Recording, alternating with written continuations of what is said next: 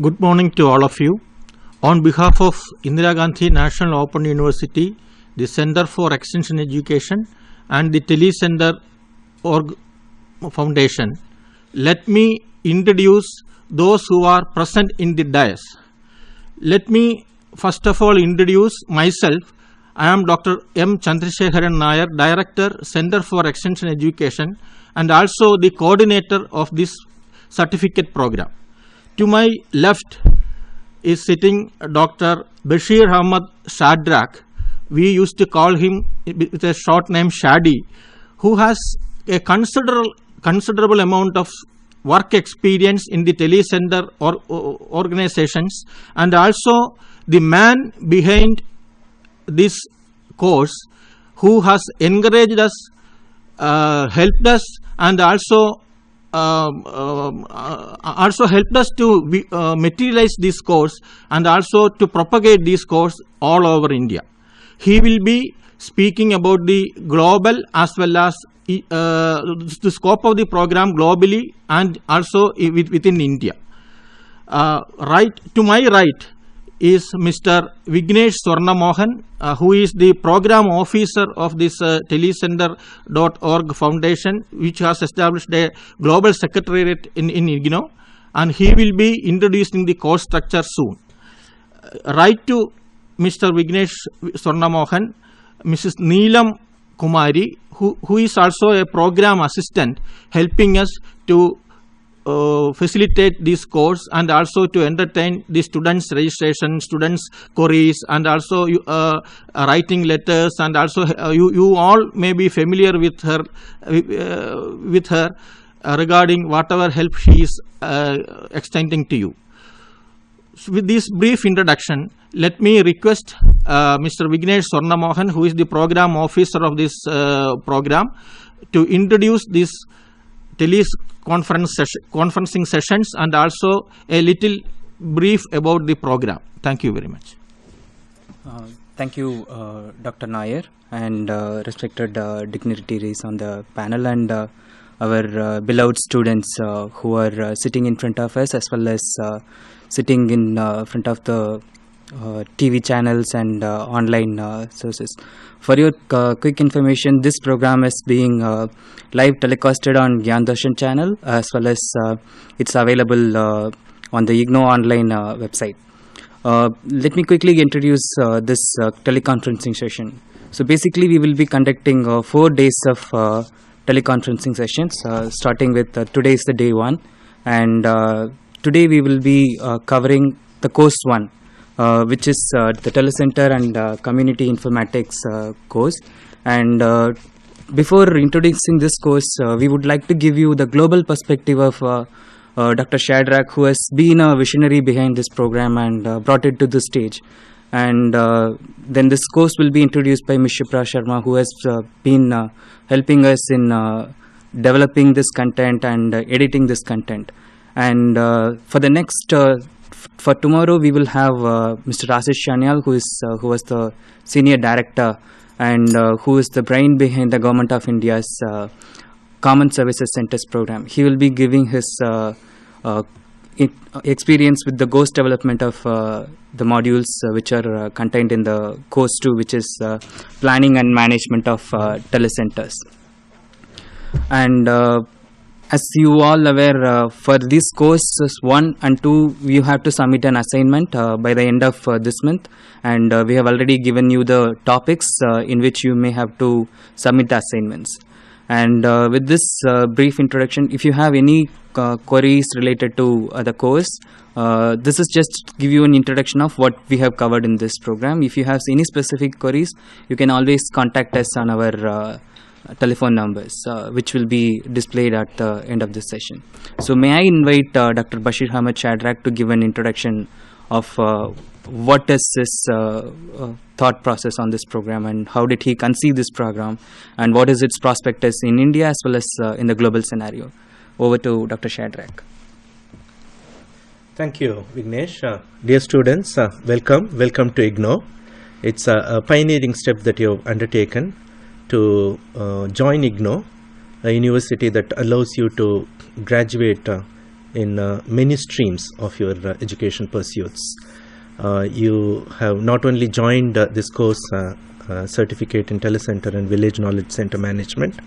Through this course, you can progress to even acquiring an MBA or even a PhD as you progress. So, congratulations once again. I am told by my colleague Neelam Kumari that there are 150 students in this particular batch.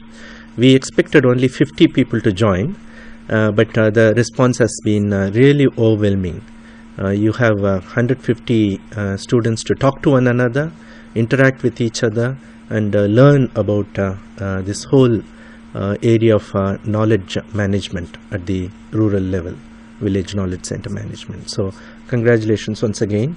You are not only going to study this program, as you can imagine, being the first batch, students of the first batch, you are going to help us. You are going to help us in refining the course, in making the course much more suitable to the future generations that would come and study. So, as you are learning, you are welcome to provide a lot of feedback to us. Feedback to Mr. Vignesh Swarnamohan, Dr. Nair, Ms. Neelam Kumari and others who have been striving to support you in your learning process. So thank you once again for joining IGNOU and particularly this course on certificate program on Telecenter and Village Knowledge Center Management. I was asked to actually talk to you about the global dimension of this program. It's interesting to know that telecenters are not new. I don't know how many of you among the 150 are telecenter managers already, but if many of you are interested in becoming telecenter managers in days to come, you should be glad to know that the telecenter movement is about 25 years old. The very first telecenter appeared in Sweden in 1986, and exactly 25 years later, we are introducing a full-fledged course, a university certificate course in telecenter management. So this is actually a tribute to the telecenter movement. In its first 25 years, we have been able to graduate the whole concept to a very systematic learning program. So I am very pleased that it is happening now. Now, having said that it is a 25-year-old program, I would also like to mention here that in India, the first telecenter appeared in 1997 in a village in Pondicherry under the visionary leadership of Professor M.S. Swaminathan, who actually led India from a situation where we were begging for food to an export-oriented country, an agriculture export country. Today, India is proud of producing so many tons of various agriculture commodities thanks to this visionary, the father of Green Revolution in India, Professor Swaminathan. And he is the one who started the first telecenter in India, in a place called Pondicherry, in about 12 villages in Pondicherry. He established telecenters in the first 2 years since 1997, ably supported by Dr. Balaji and Mr. Senthil Kumaran, who continues to be the leader of the telecenter movement in MSSRF, the MS Swaminathan Research Foundation.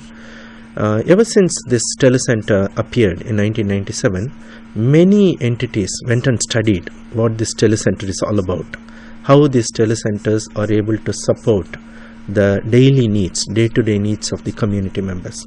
As you may appreciate, people in villages don't go consult encyclopedias or large libraries. Their needs are very typical, very mundane. It could be as trivial as when would the bus appear in the village, to whether there would be a gynecologist sitting in the hospital if I take my wife to the hospital, or even as simple as what course my son should undertake. Now he is completing his 12th standard. So these levels of simple queries people have, and being rural India, a majority of them are farmers. You would also appreciate that many farmers have a lot of queries. What to harvest under drought conditions, when there is excessive rainfall, what do we do? there are issues of that nature they face every day. And the farmers don't only face issues relating to agriculture and crop cultivation. They are also being parents. They have queries regarding health, education, as I mentioned, queries on market, where to sell products and where to store products and things like that. So there are everyday needs of our rural citizens. And this is what people wanted to know as to how the MS Swaminathan Research Foundation was supporting these daily needs. So not only from India, from all around the world, many people visited these centers since 1997. And if you go to these centers, there is a register maintained. You would realize that people from all over the world, the president of the National Science Academy of the United States, he was there in actually learning as to how people access information. So there thousands and thousands of people visited, including the government of India.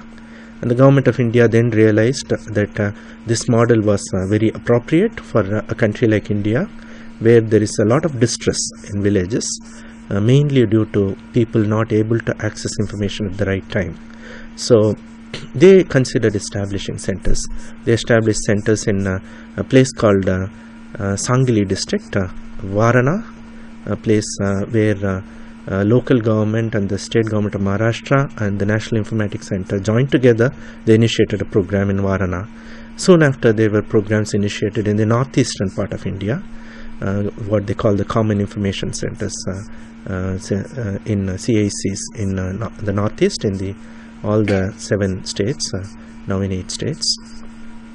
Then many such initiatives took off. In Karnataka, you would have heard about the Bhumi project, which was a graduation from a village knowledge center to introducing a new application as to how land records could be maintained electronically.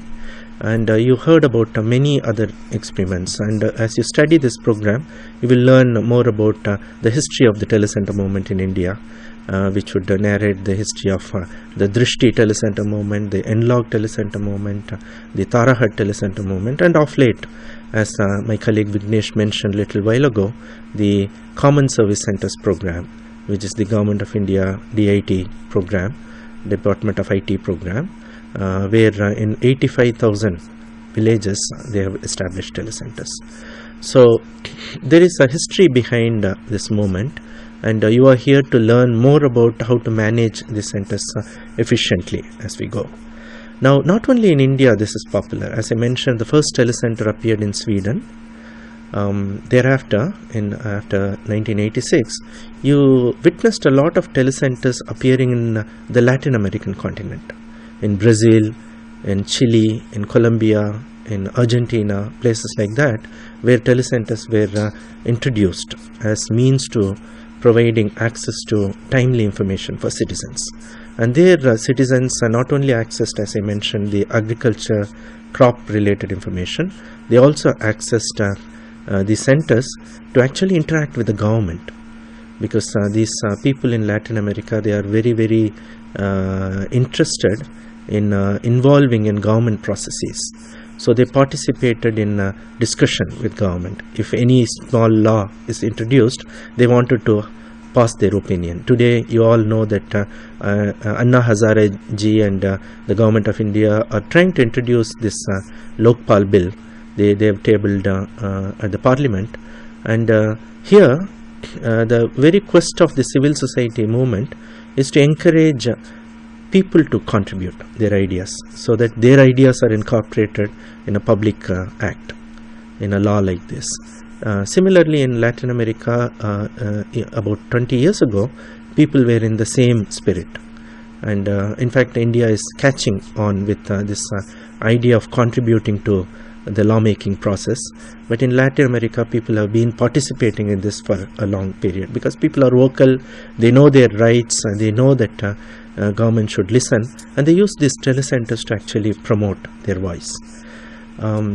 After the Latin American telecenter movement, we witnessed telecenters coming up in Africa and Asia almost at the same time. And as I mentioned, 1997 was the first telecenter in India. Around the same time, telecenters appeared in the Philippines, in Thailand, Vietnam, places like that. And a little later we found Telecenters launched in places like Bangladesh, Sri Lanka, and so on. So after 1997 you found a lot of Telecenters appearing all around the world rather, and more so in Asia, in those countries I mentioned. So we thought since this movement is so 25 years old, it is important for us to help the telecenter managers with a systematic training that would enable them to actually understand their job proper. If you are a lawyer, you study law, you understand through the studies as to how you can practice your law. You also learn the legal processes, you learn the subject itself. If you want to become a doctor, similarly you study medicine. But if you want to become a telecenter operator, a village knowledge center manager, there has not been a course per se for this kind of professionals. So we thought it was time for us to institute something like this. So when we first discussed with the global movement around the world, everyone wanted to start a course like this. So what we did, we funded very many universities to start this course. In Chile, the course was started initially at a university called UTEM. In Spain, the course was started with the help of an organization called ESPLAI. In Colombia, the course was started with the help of an organization called Colnodo. In Egypt, the United Nations Development Program and the ICT Trust Fund started a program. In Sri Lanka, the University of Colombo started a program. In the Philippines, the Open University of the Philippines started a program. In Malaysia, the Open University Malaysia again started a program. So around the world, you found a number of universities interested in starting the course. In fact, India actually having initiated the thought in 2006, in fact took a long period to introduce the course, because there have been a lot of dynamic changes in India. In India, everything is scaled up in thousands. Now the Common Service Centers program came into being, so we needed some time to understand and identify what kind of course could be introduced in India, because in India, as you would appreciate, there are all sorts of cultures, there are variations, language barriers, so we needed to take time to plan as to how we can introduce the course in India. But in other parts of the world, as I mentioned, since 2007, we found a number of universities introducing the course. But we came at some stage in 2009 that we thought we should introduce a global course, a course that is common to all the people around the world. Those who want to pursue village knowledge center management as a profession, they should study the same course that is taught in other parts of the world. So when we introduced this thought, everyone agreed. Everyone wanted to support this idea. So in Singapore in 2009, we brought all the universities that were introducing the course, including Dr. Nair from India. We all assembled in Singapore and we designed the course. So the course that you are studying, which Mr. Vignesh Sarnamohan explained a little while ago, and my colleague Ms. Shipra Sharma would talk to you a little later, is a course that is globally applicable. A course that is taught in Hungary. This course that you are studying is also taught in Uganda, in Mozambique, in Peru, in Chile, in Colombia, in the Philippines, in Malaysia, in Sri Lanka. There are interests shown in Pakistan, Bangladesh, Nepal, and very many other countries. So when we needed to create a global course, there needed a consensus. Everyone had to agree that, okay, this is what telecenter management program is likely to be. So these 14 universities from around the world came together in Singapore and they conceived this course. So then after we designed the course, we deployed people to write the course. Authors from Spain, from Colombia, Chile, Philippines, Sri Lanka, India wrote the course initially. Then when this course was written in a format that it could be introduced, then we needed to contextualize the course for the Indian audience.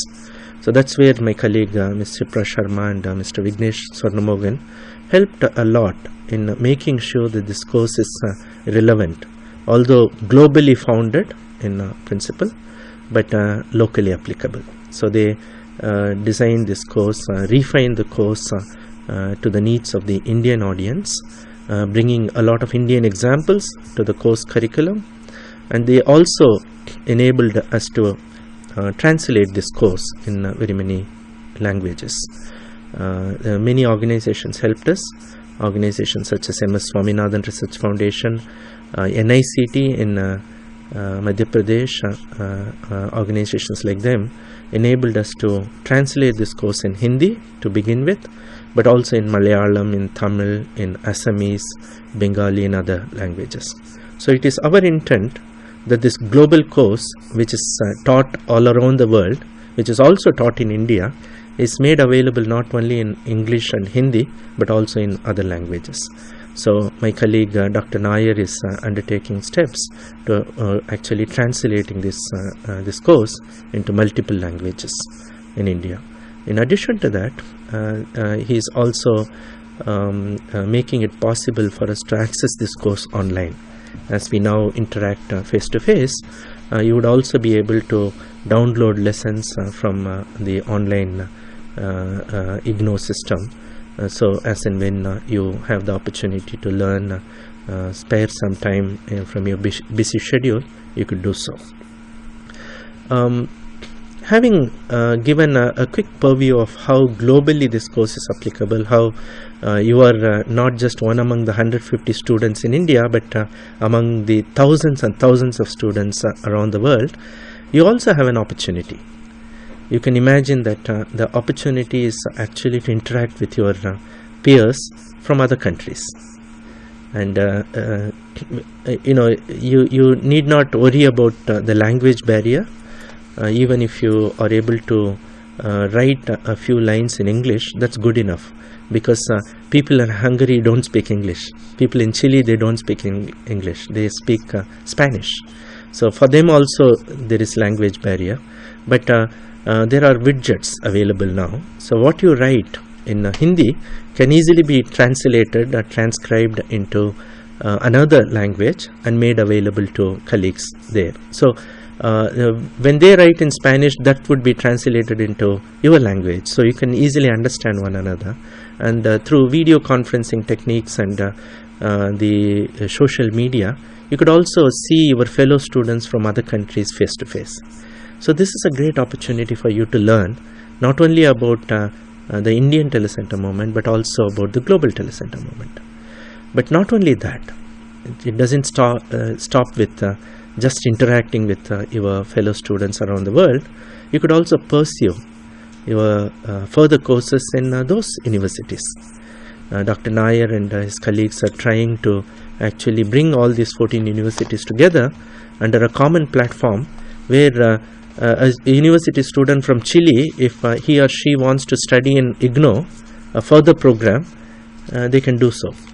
And if you find additional modules introduced in Egypt useful to you, you could pursue that also. So we are trying a consensus agreement through a consortium of universities approach, where we want to bring all these universities together for the benefit of you students, so that you can pursue the courses that are taught in other universities as well. So then you could proudly say that my certificate is a global certificate, a certificate that carries me not only job prospects in India, but in other countries as well. So with these few encouraging words, I would also like to mention a few words about telecenters. Now, telecenters are not merely IT training centers. If you go around the country, you would find today telecenters doing a lot of interesting work. I mentioned about telecenters helping the farmers access information on crop cultivation, on weather patterns, on markets, I also mentioned about rural citizens accessing telecenters for telemedicine services. I mentioned about education. Now IGNOU is again trying to encourage telecenters to introduce IGNOU courses to rural citizens through the telecenters. But apart from all this, the Government of India is also trying to strengthen the telecenter movement by enabling the telecenter operators to become part and parcel of the government service. Now they want telecenter operators to provide e-government services. E-government services are planned in many departments. Slowly, one after another, these services are being introduced. It is not easy to introduce e-government services in one go in a country like India, where there are so many departments, so many states, and so many divisions. It's a complex situation, but the Government of India is trying its level best to digitize government services and make these services available through telecenters, starting with facilitating the application for passports to driving license to a number of government services that could be offered. But apart from that, the government is using the telecenter managers to also collect data, collect information about people. The Right to Information Act, when it was introduced, the Central Information Commissioner asked the telecenters to find out from people whether they knew about this act at all. So if you go to a village, asking your rural communities whether they knew anything about Lokpal bill, if 50% of them say no, we don't know, then there is a problem. Then it is a bill that is known only to half the population of the country. When an act is introduced, it is introduced for all the citizens, 100% of them. So the telecenters play an important role in creating awareness about what the government is doing, what is applicable to them as with regard to various governance schemes and processes. So the Government of India is looking forward to the telecenter managers and operators to help them create awareness about the government programs and schemes, but also to gain feedback from people on issues of critical importance. So this means telecenter operators would have to have a special skill to consult people, to organize local meetings, to gather feedback from the rural citizens. So it needs skill. When it comes to training the local people in not only IT skills but also information access skills, when it comes to accessing the internet and the World Wide Web, the telecenter operator should have to have some skills to actually impart the same skills to the rural people. That means information search skills. You also need to know which are the websites that are useful. So a number of skills are needed for the telecenter operators to operate in their daily business. So we believe that this course would enable all of you, the 150 of you, to equip yourselves to understand, number one, what is your job, what it means to run a telecenter, what it means to run this as a social business, what it means to actually, while making money, but also serving people in villages. So a number of things are being dealt with in this course, and you will be glad to know that the same course, as I mentioned, is taught in other parts of the world, and the problems are the same.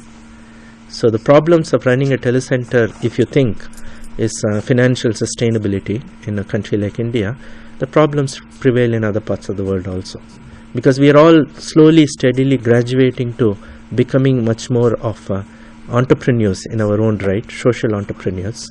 So this course would enable you to understand what is social entrepreneurship, what it means to run a social business, what it means to actually making money, but also servicing people and providing services to people.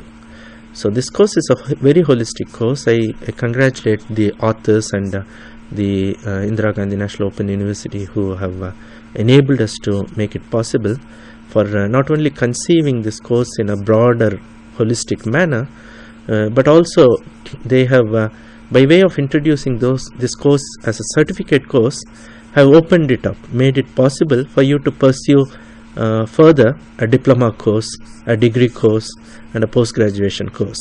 And the way it works in IGNOU, as some of you may know, that once you complete a certificate course, you don't have to study for another so many months to acquire a diploma. You can add to the credits that you get in this course a few more credits so that you are given a diploma. So if you add a few more furthermore credits, you can be given a degree. So it's very flexible, open program, and the Indira Gandhi National Open University has put together a good learning support system. So apart from these lectures that you hear on weekends and on planned dates, Mr. Vignesh Swarnamogan may have given you the schedule. You can also interact with the authors, the tutors, on a daily basis. You could use various means. IGNOU's learning support system itself enables you to not only phone during these sessions as we are conducting these days, but also write emails. You could contact these tutors on phone. They are available to support you, counsel you, and help you with your studies. Finally, I would also like to mention that while you are undertaking this course, you have a small responsibility to fulfill. I want all the 150 of you to complete the course without any doubt. So form a group, get to know each other. So each of you should know the other 149 people. So that's important. But in addition to that, please consider giving feedback. If you think you are not able to understand something, tell us. If you think that you want to learn something more about a particular subject, please tell us. If you think at the end of the course certain things you wanted to study but this course did not cover, tell us. So your feedback would help us to actually refine the course and make it much more robust and a course that everyone would be proud of studying. So with those few words, I once again congratulate the 150 of you, the pioneers in India, the first batch of the certificate course in village knowledge management and telecenter management course. I also congratulate my colleagues Dr. Nair, Mr. Vignesh Swarnamogan, Ms. Neelam Kumari and Ms. Shipra Sharma, who are here available to assist you further in your pursuits. Thank you. Thank you, Mr. Shadrach. Now it is time for the students to ask questions if they have any doubts based on the talk for the time being. Sir, I would like to ask you, as you said, this is a global course. So now we know the problems in different countries are different. They have different religious barriers, their community barriers and all. So how do we assume that all the the course is applicable to the global community? In India, it has to be modified a little so that it can cope up with the situations prevailing in India. And secondly, sir, through this telecenter management system, whole system which we are basically trying to achieve, I would like to know the target, means what do we see ourselves 10 years down the line or 20 years down the line. So are we trying to run a parallel system, because we are trying to educate the people, means who are living in rural areas, about their rights, about their the facilities which they are getting from the central government or the state government. But government has a systematic way of doing it, like the block the development officers are there and everything is there. So are we trying to run a parallel system? So I would like to just... Thank you. I think very good two questions. As I mentioned, this course is based on a global structure but localized. That's what the value addition Mr. Vignesh and Ms. Shipra Sharma have done. If you consider a course like MBA, all around the world the structure is the same: finance management, organizational management, organizational behavior. These are the common thought content that prevail around the world. Similarly for telecenter management also, as you would see in the syllabus, 4 major courses are introduced in India, and the same are introduced in around all parts of the world. But as you rightly mentioned, examples are localized. So the content is localized to the extent that the students are able to relate with. When it comes to, say, how to manage a telecenter, how to plan a telecenter, how to write a small business plan for your telecenter, to what kind of content and services you could introduce in your telecenters, how you can evaluate your telecenters. So there is some element of localization, but the structure is the same around the world. And you would be glad to know that, as I mentioned, the problems are the same. The telecenter operators don't do anything other than that intermediary service. They are in between a source that the people are wanting to access. There is demand at the end of the people, and they are not able to actually meet their demands by directly going on their own. Now the telecenter operators are facilitating, so they have become intermediaries. So that's the role globally all the telecenter managers have undertaken. Now the second question about whether we are creating a parallel system. Now globally there is a trend that the so-called potential powerful government, you find a trend that these governments are actually devolving power. Once upon a time, government did everything. Governments did everything. As you mentioned, the block development office, the panchayat office, and all these offices are there to deliver services. But the governments have failed. Not only in India. All around the world, the governments have found it so difficult to deliver services. Number one, governments don't have enough money. Now the money power is with multi-sectoral players. The private sector has more money power. As somebody mentioned the other day, the US government has less money in its treasury as compared to the Sun Microsystems or even Apple computers have more money in their reserve than the US government. So imagine, government have to raise money from the taxpayers to actually deliver services, and they are not able to actually do justice to the role that they've undertaken. That's why they are in partnership today with the civil society organizations, with the private sector, and they see telecenters in that partnership mode rather than in a competitive mode. So we are not creating a parallel structure. We are helping and enabling a government that is struggling today to actually meet the needs of the citizens. And we have seen in our own independent India, 60 years now, we have seen how much it has been difficult for the government to reach the poor people living in rural areas. So they need help. And the entire idea of this telecenter movement is to provide that support. And today we have 80,000 telecenters, and the government of India has promised, in fact the President of India has promised last year that there will be 250,000 telecenters. So you pioneers, the 150 students, are the ones who are going to fill these vacancies. You are the ones who are out there with knowledge to run telecenters. So if you are interested, you could produce many more such telecenter managers. In the next course, you could also become tutors and mentors, so that thousands and thousands of new students can come up, take up this profession. And the 250,000 telecenters are filled with people with knowledge, people with skills.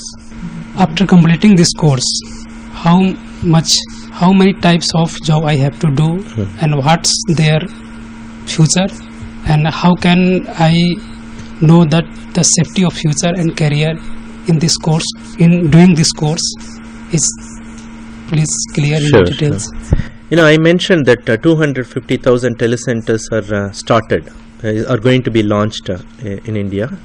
We have already seen 90,000 of these operational, close to 90,000 in rural areas.